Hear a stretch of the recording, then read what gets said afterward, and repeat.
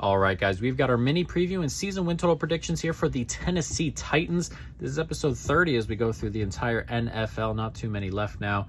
Over, under, their win total 7.5 here. Plus 104 to the over, minus 128 to the under when I did the research. And we're going to go over this total, plus 104 over 7.5. Let's talk about it. Head coach Mike Vrabel continues to overachieve, it feels like, here in Tennessee. And will continue, I assume, to overachieve. Defense is good with him and Shane Brown. Continues to overperform, kind of like everything else. Tim Kelly is the new offensive coordinator, promoted from the passing game coordinator. So maybe we'll see what he does, though his offense is not filled with talent. Hopefully he can do enough behind Derrick Henry and Tannehill.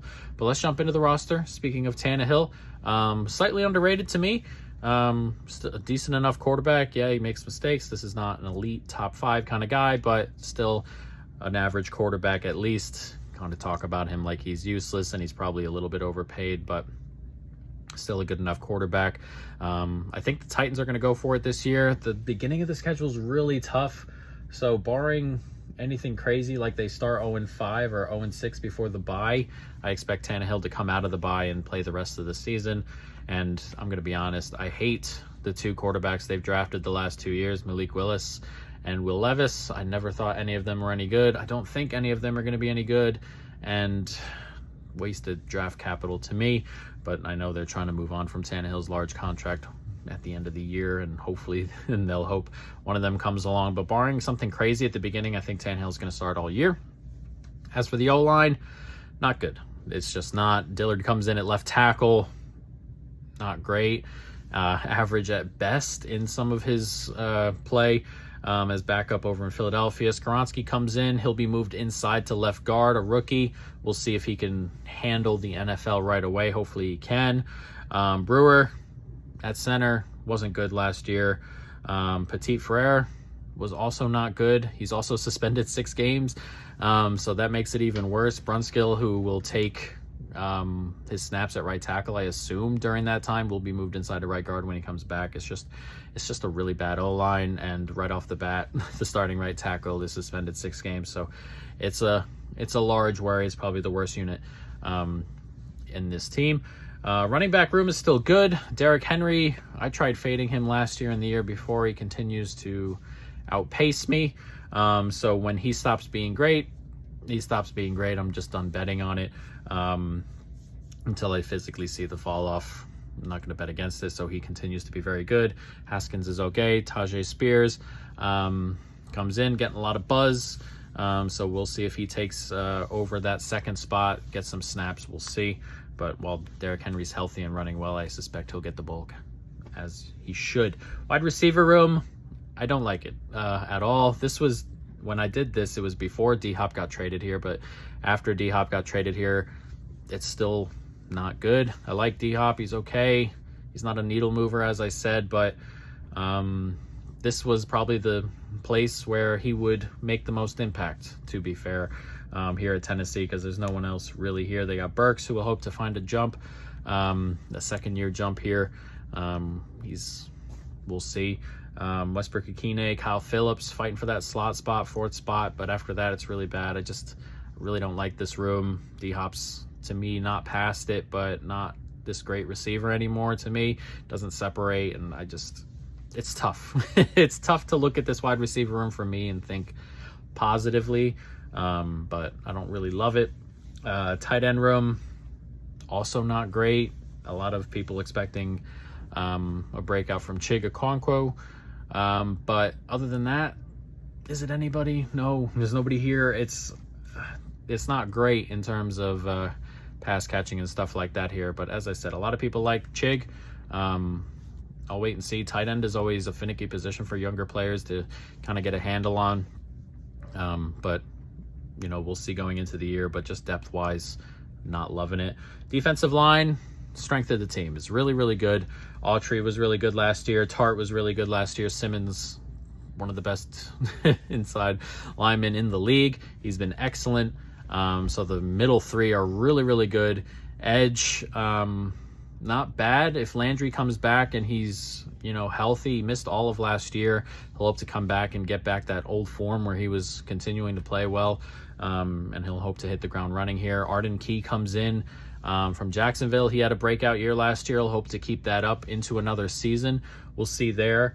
Depth is okay. Okoye in there, Weaver in there.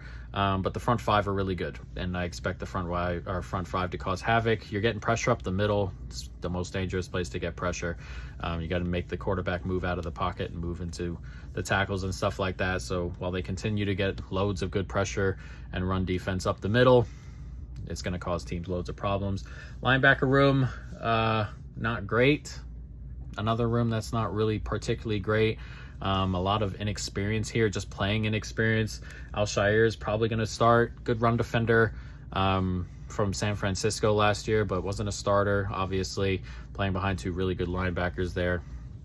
So not a ton of film there for him, but we'll see if he can keep that up. Monty, Neiman, they're probably going to fight for the other spot, unfortunately, and guys who also didn't play a lot, Monty not, kind of young still, and Neiman's been around, but he's just kind of been a bit part player, so it's tough. It's a very tough room. Not loving that room either. Secondary is pretty good. I like the safety group. Byard's really good, continues to be really good. Hooker is solid, just not healthy enough. Missed 7 games last year, 8 games last year. So if he stays healthy, though, safety group is really good. Corner group, don't love it. McCreary, Fulton, they were both kind of bad last year. But Sean Murphy-Bunting will come in. He was solid. Hopefully he can knock down that one spot, and McCreary and Fulton can get 2s and 3s and, make that step up. Just grades wise, just coverage wise. So, you get a 1 in, and the 2s and 3s get, easier competition. So hopefully that'll really shore up the secondary. Depth isn't a ton here. I mean, Caleb Farley's name keeps popping up. Until he's just healthy and playing football, it's not someone I care too much about in terms of getting on the field and causing problems. So depth I don't love, but if Murphy-Bunting can come in and the other guys can do better at 2s and 3s, this is a really good secondary. So and they're helped out by the the D-line, who should be getting there quickly. So defense has potential to be really good. Over the middle could be a problem at linebacker. Offensively, O-line's not great. Don't love the weapons, but the running game is really good. The game planning is really good. So they have potential here to steal games, as they always do. But let's jump into the schedule. As we were talking about the first 6, at New Orleans, home to the Chargers, at Cleveland, home to Cincinnati, at Indianapolis, and Baltimore. These are kind of winnable games. At New Orleans is winnable. And then you get the Chargers, who don't seem to be interested in fixing their run defense. Then you go away to Cleveland, whose defense wasn't great last year, though I expect it to be a little bit better here. Cincinnati, I think you can get at their O-line.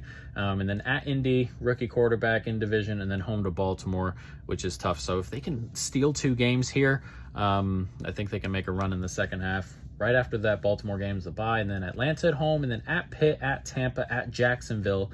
3 road games in a row there, and Atlanta, who should be a little bit feisty this year. But nothing there that screams runaway. Pittsburgh are ultra-conservative.